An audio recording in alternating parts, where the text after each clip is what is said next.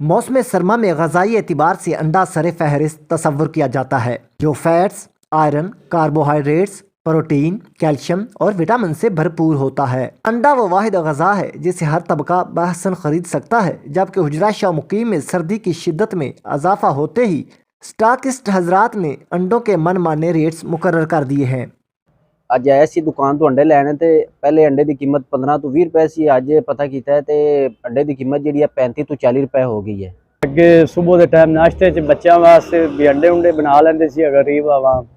हुण इन्हां रेट ही इन्ने कुछ चुक दिते ने कि कोई समझ तो बाहर है आवाम दी। ज़्यादा सर्दी का मौसम है तो हुकूमत बाला नूं चाहिए है कि इन्हां दा रेट थल्ले किया जाए ताकि सारे गरीब गुरबा सुबह अंडे वगैरह का नाश्ता बच्चों दे सकें। हुकूमत की जानब से प्राइस कंट्रोल कमेटियाँ इन माफियाज के सामने बेबस दिखाई देती हैं।